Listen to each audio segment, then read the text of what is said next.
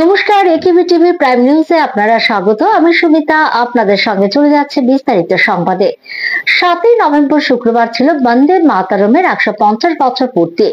এই বিশেষ দিনে নয়াদিল্লির ইন্দিরা গান্ধী ইন্ডোর স্টেডিয়ামে বিশেষ স্ট্যাম্প এবং কয়েন প্রকাশ করেন প্রধানমন্ত্রী নরেন্দ্র মোদী। পাশাপাশি দেশবাসীকে তাঁর বার্তা, বন্দে মাতরমের প্রতিটি শব্দ ভারতকে বিশ্বাস যোগায় যে কোনো কিছুই অসাধ্য নয়। সাহিত্যিক বঙ্কিমচন্দ্র চট্টোপাধ্যায় রচিত জাতীয় স্তোত্র বন্দে মাতরমের 150 বছর পূর্তি হলো শুক্রবার। সে বিশেষ দিনে একগুচ্ছ পদক্ষেপ গ্রহণ করলেন প্রধানমন্ত্রী নরেন্দ্র মোদী। বন্দে মাতরমের সার্ধ শতবর্ষ উপলক্ষে 1 বছর ব্যাপী উদযাপন হবে বলে ঘোষণা করলেন তিনি। সেজন্য বিশেষ পোর্টালও তৈরি হয়েছে। বিশেষ স্ট্যাম্প এবং কয়েন প্রকাশ করেছেন প্রধানমন্ত্রী। বিশেষ দিনে দেশবাসীকে তাঁর বার্তা, বন্দে মাতরমের প্রতিটি শব্দ ভারতকে বিশ্বাস যোগায় যে কোনো কিছুই অসাধ্য নয়। শুক্রবার ইন্দিরা গান্ধী ইন্ডোর স্টেডিয়াম থেকে বন্দে মাতরমের স্মারক স্ট্যাম্প এবং কয়েন উদ্বোধন করেন প্রধানমন্ত্রী। সূচনা করেন বন্দে মাতরম বিশেষ পোর্টালেরও। অনুষ্ঠানে উপস্থিত ছিলেন কেন্দ্রীয় মন্ত্রী গজেন্দ্র সিং শেখাওয়াত ও দিল্লির মুখ্যমন্ত্রী রেখা গুপ্তা সহ আরো অনেকে। অনুষ্ঠানে সকলের সঙ্গে গলা মিলিয়ে বন্দে মাতরম পুরো গানটি গান প্রধানমন্ত্রী। আগামী 1 বছর ধরে পালিত হবে বঙ্কিমচন্দ্র চট্টোপাধ্যায় রচিত এই গানের সার্ধ শতবর্ষ। শুক্রবারের এই অনুষ্ঠানে বিশেষ দিনে বক্তৃতা দিতে গিয়ে প্রধানমন্ত্রী বলেন, বন্দে মাতরম স্রেফ গান নয়, এটি আসলে মন্ত্র। এই গানের আবেগটাই ভারত মাতাকে ঘিরে। এই গান ভারতের মধ্যে বিশ্বাস যোগায়। আমাদের লক্ষ্য যতই কঠিন হোক না কেন তা ভারতবাসীর পক্ষে অসাধ্য নয়। এক সুরে যখন গোটা দেশ এই গান গেয়ে ওঠে তখন ফুটে ওঠে ভারতের ঐক্যের ছবি। একের পর এক প্রজন্মকে উদ্বুদ্ধ করেছে এই বন্দে মাতরম। जब संतान भवानंद वंदे मातरम गाता है तो एक दूसरा पात्र तर्क वितर्क करता है। वह पूछता है कि तुम अकेले क्या कर पाओगे। तब वंदे मातरम से प्रेरणा मिलती है। जिस माता के इतने करोड़ पुत्र पुत्री हो, उसके करोड़ों हाथ हो, वो माता अबला कैसे हो सकती है। आज तो भारत माता की 140 करोड़ संतान है, उसके 280 करोड़ भुजाएं हैं। इनमें से 60% तो से भी ज्यादा तो नौजवान है। বন্দে মাতরম সঙ্গীতের 150 বর্ষ পূর্তি উপলক্ষে শুক্রবার মহাকরণে এক অনুষ্ঠানের মাধ্যমে দিনটি উদযাপন করা হয়। সেখানে উপস্থিত ছিলেন মুখ্যমন্ত্রী ডাক্তার মানিক সাহা, রাজ্যের মুখ্য সচিব জে.কে. সিনহা ও সচিব প্রদীপ চক্রবর্তী সহ অন্যান্য উচ্চ পদস্থ আধিকারিকরা। অনুষ্ঠানে প্রথমে ভারত মাতার প্রতিকৃতিতে পুষ্পার্ঘ অর্পণ করে শ্রদ্ধা জানান মুখ্যমন্ত্রী সহ উপস্থিত অতিথিরা। এরপর সকলের সঙ্গে বন্দে মাতরম সঙ্গীতে গলা মেলান মুখ্যমন্ত্রী। অনুষ্ঠানে তিনি বলেন, 1875 সালের 7ই নভেম্বর অক্ষয় নবমীতে বঙ্কিমচন্দ্র চট্টোপাধ্যায় এই বন্দে মাতরম সঙ্গীত রচনা করেন। 1896 সালে কলকাতার গুরুদেব রবীন্দ্রনাথ ঠাকুর জাতীয় কংগ্রেসের যে কলকাতা অধিবেশন, সেই অধিবেশনে তিনি এই রাষ্ট্রীয় গানটি গেয়ে শোনান। পরবর্তী সময়ে বন্দে মাতরম যে দুটি স্তবক জাতীয় কংগ্রেসের অধিবেশনে নিয়মিত গাওয়া হতো বলে তিনি জানান।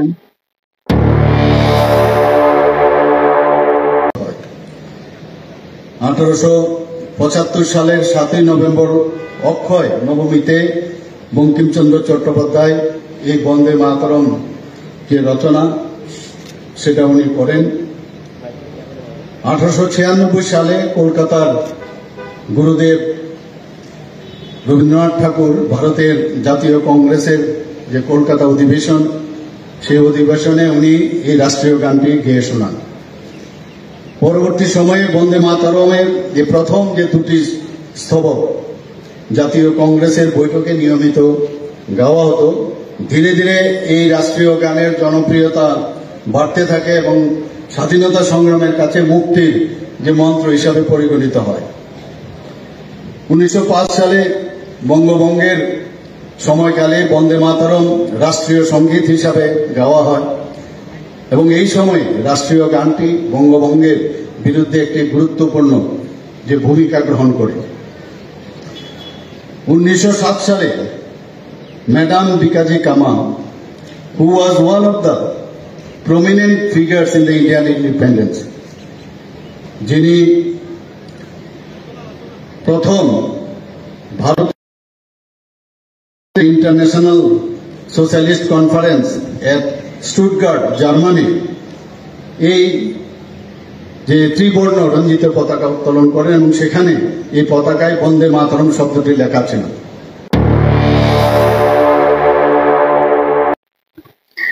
রাজ্যের 3টি জেলা খাদ্যের স্বয়ংভর, 58টি ব্লকের মধ্যে 30টি ব্লক খাদ্যের স্বয়ংভর। খোয়াই ও ধলাই জেলাও খাদ্যের স্বয়ংভর হওয়ার পথে।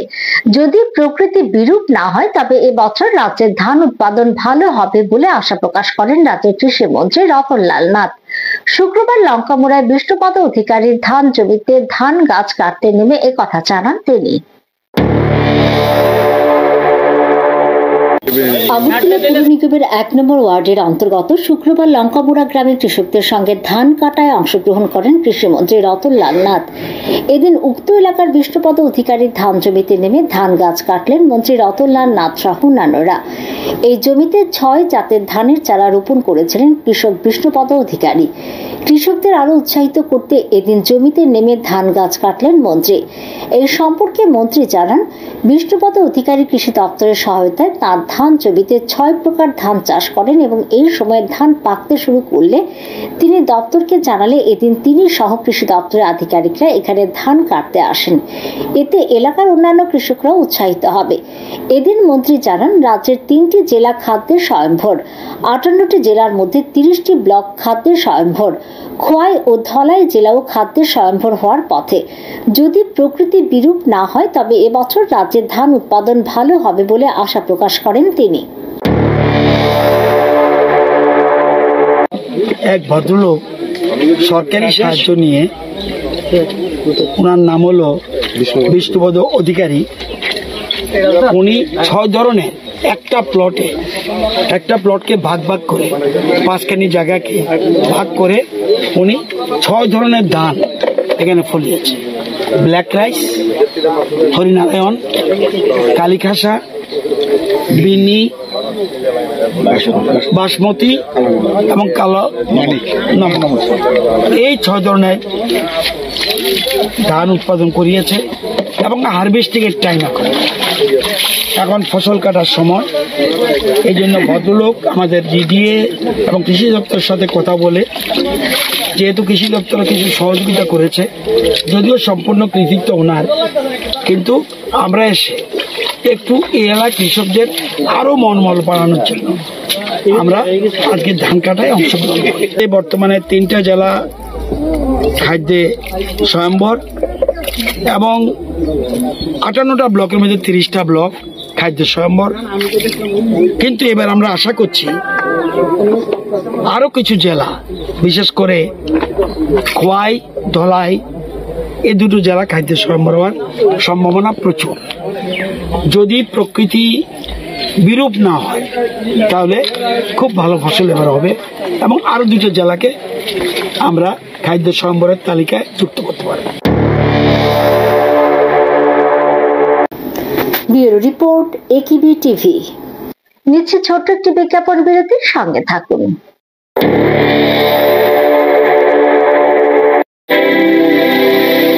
North East Institute of Nursing Science Tripura রাজ্যে বিশ্বমানের পরিকাঠামোর সাথে ডিজিটাল ক্লাসরুম, নিজস্ব হসপিটাল ও দক্ষ ফ্যাকাল্টির দ্বারা BSc nursing, GNM nursing, ANM nursing course পরিচালিত করছে।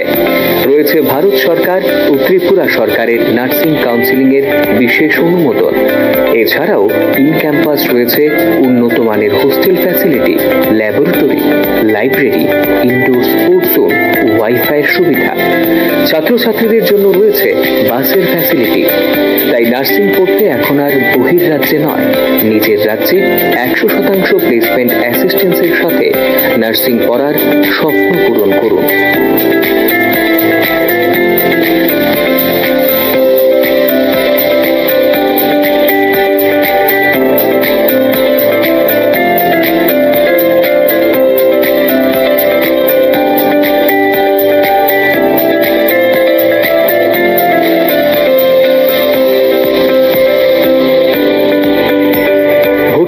আজই যোগাযোগ করুন north East Institute of Nursing science, Agartala, Amtali bypass. Phone নম্বর 7085155609, 7005127202, 0381231506, 8257808056, অথবা ভিজিট করুন www.neins.ind.in, a unit of Devlook Hospital.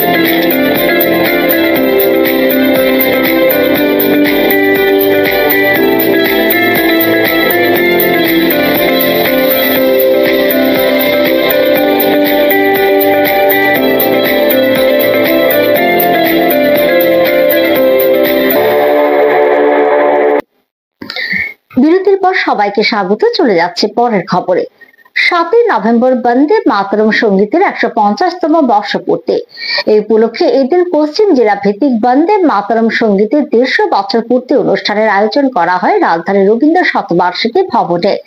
আয়োজিত অনুষ্ঠানে উপস্থিত ছিলেন রাজ্যের মন্ত্রী রতনলাল নাথ, সাংসদ রাজীব ভট্টাচার্য, পশ্চিম ত্রিপুরা জেলার জেলা শাসক ডক্টর বিশাল কুমার ও পশ্চিম ত্রিপুরা জেলার ভারপ্রাপ্ত সভাধিপতি বিশ্বজিৎ শীল সহ আরো অনেকে। অনুষ্ঠানে উপস্থিত অতিথিরা শিল্পীদের সঙ্গে বন্দে মাতরম সঙ্গীত পরিবেশন করেন। অনুষ্ঠানে মন্ত্রী তার ভাষণে বলেন, বন্দে মাতরম যে ধ্বনি তা আজ 150 বছর পূর্ণ করেছে। এই 150 বছর পূর্তি উৎসব ত্রিপুরা সহ সারা দেশে পালন করছে। সরকারি ভাবেও পালন করা হচ্ছে, আবার বেসরকারি ভাবেও পালন করা হচ্ছে। বন্দে মাতরম শুধু একটি কবিতা বা গান নয়, এটি হলো মন্ত্র, একথা তিনি জানান।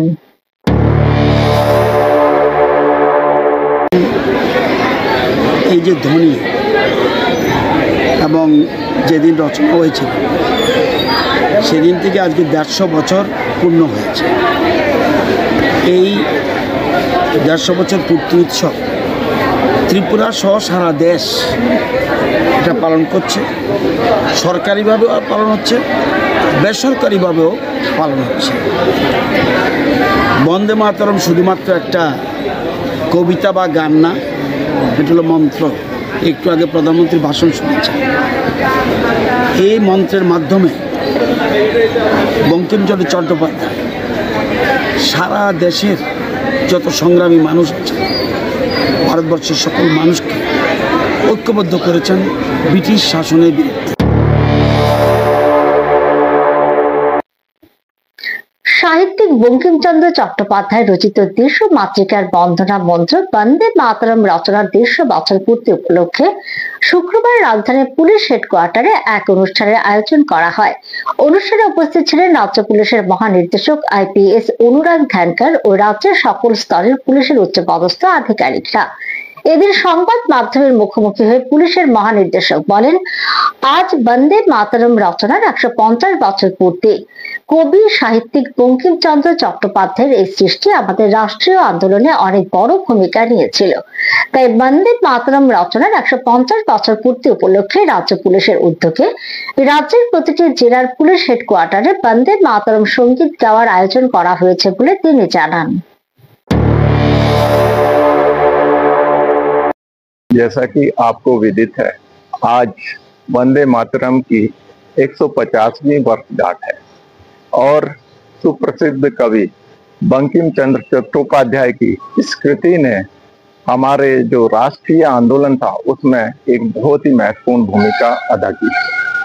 और इस अवसर पर पुलिस डिपार्टमेंट में हम न केवल पुलिस हेडक्वार्टर बल्कि समस्त डिस्ट्रिक्ट हेडक्वार्टर पर वंदे मातरम के गायन का आयोजन कर रहे हैं और वहां पर समस्त अधिकारियों और कर्मचारियों को इस गान की महत्ता के बारे में बताया जाएगा, जिससे कि न केवल उनमें बल्कि बाकी लोगों में भी एक राष्ट्रीयता की भावना पुनः जागृत होगी और हम सभी को एक सुर में बांधेगी। इससे हमारा देश और आगे प्रगति करेगा, क्योंकि जब हम एक परिवार के तौर पर समस्त मिलकर एक साथ कार्य करेंगे, निश्चित तौर पर भारत को हम बहुत आगे ले जाएंगे। धन्यवाद। বিহারে চলছে বিধানসভা নির্বাচনের ভোট গ্রহণ পর্ব। 6ই নভেম্বর বৃহস্পতিবার হয়েছে প্রথম দফার নির্বাচন। কমিশন সূত্রের খবর, গতবারের তুলনায় এবার বিহারে ভোটের শতাংশ অনেকটাই বেড়েছে। প্রথম দফায় বিহারে ভোট পড়েছে 64.66%। 2020 সালে নির্বাচনে মোট ভোট পড়েছিল 57.29%।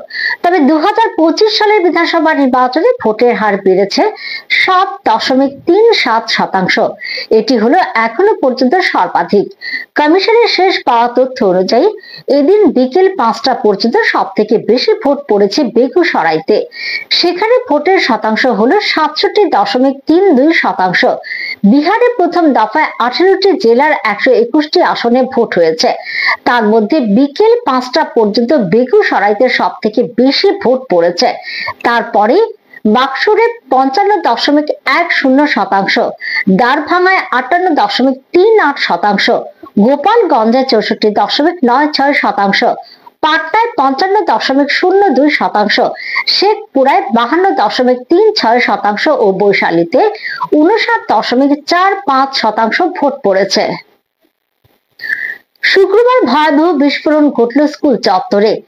ইন্দোনেশিয়ায় স্কুলের মসজিদের বিস্ফোরণে আহত হয় 54 জন। ঘটনাটি ঘটেছে রাজধানীর জাকার্তায়। যদিও বিস্ফোরণের কারণ এখনো জানা যায়নি। জানা গেছে উত্তর জাকার্তার কেলাপা গ্যাডিং এলাকায় একটি স্কুলের কম্পাউন্ডের মধ্যে অবস্থিত মসজিদে এদিন দুপুরে বিস্ফোরণগুলি ঘটে। সেই সময় মসজিদের নামাজ পড়া চলছিল। এই ঘটনায় আহতদের মধ্যে রয়েছে স্কুল পড়ুয়া ও শিক্ষকরা। খবর পেয়ে দ্রুত ঘটনাস্থলে পৌঁছায় পুলিশ এবং জরুরি পরিষেবার কর্মীরা। মুহূর্তের মধ্যে এলাকা ঘিরে ফেলা হয়। নামাজ পড়তে আসা প্রায় 54 জনকে আহতকে হাসপাতালে নিয়ে যাওয়া হয়েছে।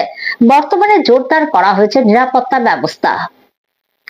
জনজাতির উন্নয়ন নিয়ে শুক্রবার রাজ্যের মুখ্যমন্ত্রী ডাক্তার মানিক সাহার সঙ্গে বৈঠক করলেন মহারাজা প্রদ্যুৎ কিশোর দেববর্মন। মুখ্যমন্ত্রীর সরকারি আবাসে হয় এই বৈঠক।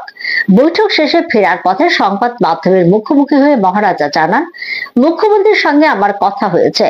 আমি আমার বক্তব্য রেখেছি মুখ্যমন্ত্রীর সামনে, মুখ্যমন্ত্রী ওনার বক্তব্য রেখেছেন আমার সামনে। আমি আশা করছি এই কথোপকথন যাতে কাজে আসে এবং ত্রিপুরার সকল মানুষের সুবিধা হয়। बात करूंगा, लेकिन हमने अपना पॉइंट रखा है, उन्होंने भी अपना पॉइंट रखा है एंड हम लोग आशा करते हैं कि ये बात अच्छे तरीके से आगे बढ़े और त्रिपुरा में सबका बेनिफिट।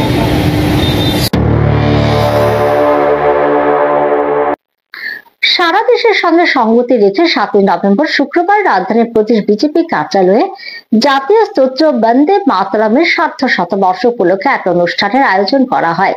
এদিন আয়োজিত অনুষ্ঠানে উপস্থিত ছিলেন প্রদেশ বিজেপির সহ সভাপতি সুবল ভৌমিক, প্রদেশ বিজেপির মুখপাত্র নবেন্দু ভট্টাচার্য সহ দলের দলীয় কর্মী ও সমর্থকরা। অনুষ্ঠানের শুরুতে ভারত মাতা ও ঋষি বঙ্কিমচন্দ্র চট্টোপাধ্যায়ের প্রতিকৃতিতে মাল্যদান ও প্রদীপ প্রজ্বলনের মধ্য দিয়ে শ্রদ্ধা নিবেদন করা হয়। এরপর উপস্থিত সকলের সম্মিলিত কণ্ঠে বন্দে মাতরম সঙ্গীত পরিবেশন করেন। এদিন প্রদেশ বিজেপি কার্যালয়ের পরিবেশ ভরে ওঠে দেশাত্মবোধের আবেগ ও গর্বে। এদিন ভার্চুয়ালি প্রধানমন্ত্রী নরেন্দ্র মোদী জাতীয় স্তোত্র বন্দে মাতরম সঙ্গীত নিয়ে আলোচনা করেন। আগামী দিনে বৃহৎ আন্দোলন করার পরিকল্পনা করছেন ত্রিপুরার সমগ্র শিক্ষার শিক্ষকরা। রাজ্য সরকার হাইকোর্টের রায় কার্যকর না করায় শিক্ষকদের ওপর দোষ চাপানো হয়েছে এমন অভিযোগে তারা এখন সরাসরি আন্দোলনের পথে হাঁটবে। শুক্রবার আগরতলা প্রেস ক্লাবের সাংবাদিক সম্মেলনে এমনটাই হুঁশিয়ারি দিলেন ত্রিপুরা রাজ্য সমগ্র শিক্ষা কর্মচারীর সংঘের সভাপতি সেন্টু দাস। তিনি জানান, 2015 সালে তৎকালীন বামফ্রন্ট সরকারের আমলে সমগ্র শিক্ষার শিক্ষকরা চাকুরিতে নিয়মিতকরণের দাবিতে ত্রিপুরা হাইকোর্টে মামলা দায়ের করেন। 2018 সালে ত্রিপুরা বিধানসভা নির্বাচনের সময় বিজেপির ভীষণ ডকুমেন্টারি চুক্তি ভিত্তিক কর্মচারীদের নিয়মিতকরণের প্রতিশ্রুতি অন্তর্ভুক্ত ছিল।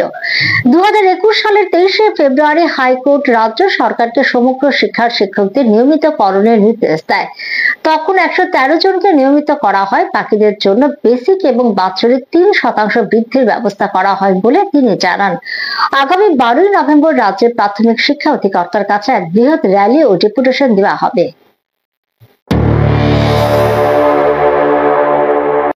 আমলে সমগ্র শিক্ষার শিক্ষকরা চাকরিতে নিয়মিতকরণের জন্য ত্রিপুরা হাইকোর্টের ডিভিশন বেঞ্চে মামলা দায়ের করে।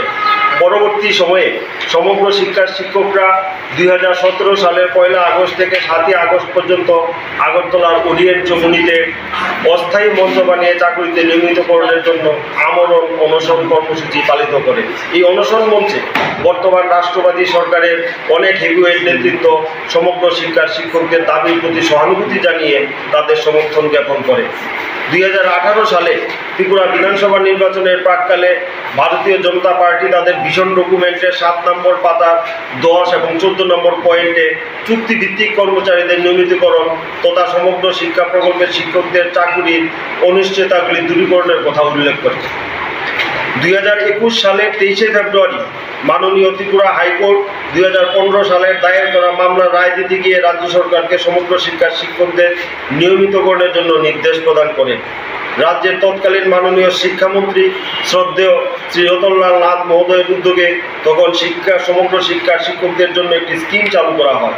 এই স্কিম মোতাবেক যে সমস্ত সমগ্র শিক্ষার শিক্ষকরা টেট এবং ডিএলএড কোয়ালিফাইড ছিলেন এমন 113 জনকে নিয়মিতকরণ করা হয় এবং বাকিদের জন্য নিয়মিত বেসিক এবং বাৎসরিক 3% ইনক্রিমেন্ট প্রদান করা হয়। আবারও নিচ্ছে একটি ছোট্ট বিজ্ঞাপন বিরতির সঙ্গে থাকুন।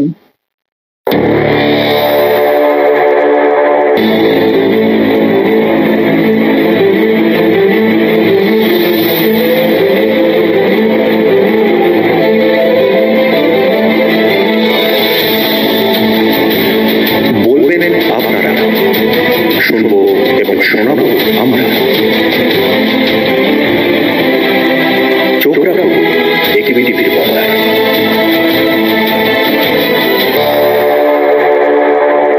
বিরতির পর চলে যাচ্ছে পরের খবরে। সিপিআইএম ডুকরি মহকুমা কমিটির উদ্যোগে শুক্রবার মহান নভেম্বর বিপ্লব দিবস উপলক্ষে হল সভা অনুষ্ঠিত হয়। হল সভায় উপস্থিত ছিলেন পার্টির পলিট ব্যুরো সদস্য তথা সিপিআইএম রাজ্য সম্পাদক জিতেন্দ্র চৌধুরী, পার্টির পশ্চিম জেলা কমিটির সম্পাদক রতন দাস, ডুকরি মহকুমা কমিটির সম্পাদক সমর চক্রবর্তী, বর্ষিয়ার নেতা সুব্রত চক্রবর্তী প্রমুখ। এদিন এই নভেম্বর বিপ্লবের উপর দলীয় নেতৃত্ব আলোচনা করেন। সভা পরিচালনা করেন প্রাক্তন বিধায়ক পার্টি নেতা রাজকুমার চৌধুরী। এছাড়াও পার্টির রাজ্য কমিটির সদস্য নবরুণ দেব, ঝর্ণা দাস বৈদ্য, স্বপ্না দত্ত, বর্ষিয়ার নেতা নারায়ণ দেব, পশ্চিম জেলা কমিটির সদস্য সৃজন দেব, পঙ্কজ ঘোষ, বিপদ বন্ধু ঋষি দাস সহ পার্টির নেতৃত্ব এবং বহু কর্মী সমর্থকরা উপস্থিত ছিলেন। এই হল সভায় বক্তব্য রাখতে গিয়ে সিপিআইএম রাজ্য সম্পাদক তার বক্তব্যে সমাজতন্ত্রের প্রাসঙ্গিকতা তুলে ধরে বর্তমান সময়ের পরিপ্রেক্ষিতে এর গুরুত্ব তুলে ধরেন। এরকম একটা সমাজ গড়ার মধ্য দিয়ে এবং যে উদ্বৃত্ত পুঁজি বা মুনাফা তার শোষণ নিয়ন্ত্রণের মধ্য দিয়ে এই যে চাহিদার যে বৈষম্য, যার অন্যভাবে আমরা বলি যে শোষণ, এটার সমাধান করা সম্ভব এবং গোটা মানব জাতিকে সেখানে সমৃদ্ধির পথে নিয়ে আসা সম্ভব। ভয়ঙ্করভাবে দুর্ঘটনাগ্রস্ত স্কুল বাস, গুরুতর আহত অবস্থায় প্রায় 11 জন ছাত্রছাত্রী এবং এক মহিলাকে উদ্ধার করা হয়। ঘটনা শুক্রবার কাঁঠালতলী বাইপাস সড়কে। বাসটি মানপুর স্কুলের। জানা যায় একজন পথচারীকে বাঁচাতে গিয়ে দুর্ঘটনাগ্রস্ত হলো স্কুল বাস। এই দুর্ঘটনায় গুরুতর আহত একজন পথচারী মহিলা এবং বাসে থাকা স্কুল পড়ুয়াদের নিয়ে যাওয়া হয়েছে হাসপাতালে। দুর্ঘটনায় আহত পড়ুয়ারা সবাই বিপদ মুক্ত বলে জানা গেছে। তাদের প্রাথমিক চিকিৎসা চলছে হাঁপানিয়াস্থিত ডক্টর বি.আর. আম্বেদকর হাসপাতালে। এদিকে জানা গেছে স্কুল বাস দুর্ঘটনায় পথচারী মহিলার মৃত্যু হয় জিবি হাসপাতালে। মৃতার নাম খেলা সরকার, বয়স 52, বাইপাস রেল ব্রিজ সংলগ্ন এলাকায় বাড়ি। এই বিষয়ে হাসপাতাল থেকে জানান জনৈক পুলিশ আধিকারিক।